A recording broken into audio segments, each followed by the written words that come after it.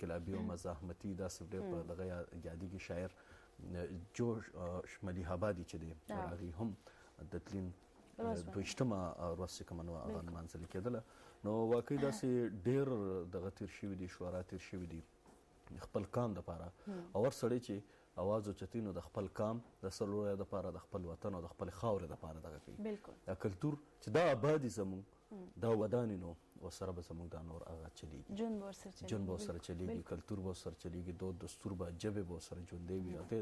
به ښېرازه وي هغې ته به امن وي دغه به ورته ترقي به ورته میلاویږي نو دا ده چې دغې سره سره بیا ته ټول هر څه ژوندي وي او خوند ورسره کوي په دغه دوران کې څه مینه والي وو هغې پروګرام کې هم برخه اخیستې وه خو حمزه صاحب وایي د پښتو د ناوې زلفې ګډې وډې سمون غواړي ای پریشانه زړه په ځای شه زولنې خو جنون غواړي او په تازه رنجودلي کې د سرو سترګو نه پټېږي دا زما د وینو تږې جوړې نوې شپخون غواړي او څو خیارې غلچکې دي زړه دي او سیدا د نه وي دا هندکیانې سترګې څه دي برن نظر د پښتون غواړي او حقیقت د مینې دا دی که حمزه رانه تپوس کړې حقیقت د مینې دا دی که حمزه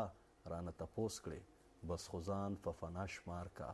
نه علوم نه فنون غواړي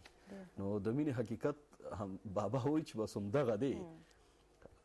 لکه حاطب د طرف اواز کیږي چې حقیقت د مینې دا دی که حمزه رانه تپوس کړې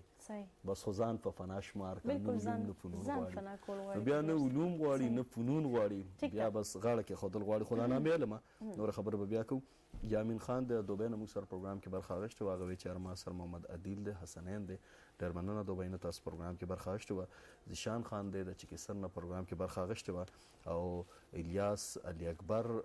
ضیا الرحمن او ضیافت شاپوري ضیافت شاپوري د دې زوړ ملګری وته تللی وه نو ده ته نه دی یاد خو ماته یاد او ما پې پوخ کو که لږه زوړ ملګری نه لاړ خو یادوه که راټې مدی یادوه اوس الیاس یادې ډېره مننه ذیشان خفه کېږي به خیر دی نه د ابوظبي مصطفی نمبر 37 نه زموږ څو مشران دي ملګري د هغې پروګرام کې موږ سره ریګولر برخه اخلي سپیندا دی ډېر مننه سپیندا خوشحاله اوسئ عمر علي حاجي صاحب میندا سپیندا لایق لالا عثمان علي افضل لالا عثمان اسحاق خاندان او سعودي ماما او که څوک په کې هېر شوي نو خیر د خفه کېږئ به نه دې پروګرام کې برخه شو پروګرام ستاینه یې کوله ډېره مننه زموږ یو بل خوږ مشر ملګری انجینیر ریاض علي باچا کوم د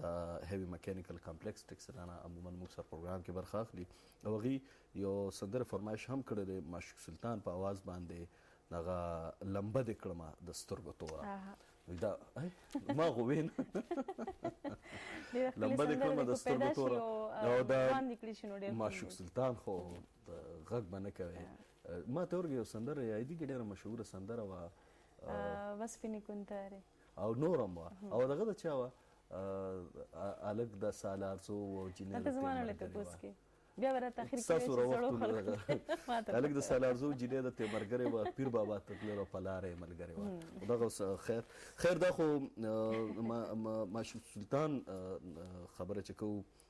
لکه معشوق سلطان بیبي شوه کشور سلطان شوه او دی خو پکې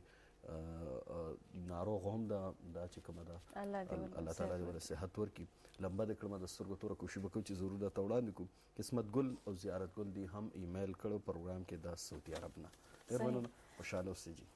موږ په ژبه باندې خبرې کوو تاسو د شاعرانو لیکوالانو خبرې وکړله افتاب دا خو ذمهواري د دې خلکو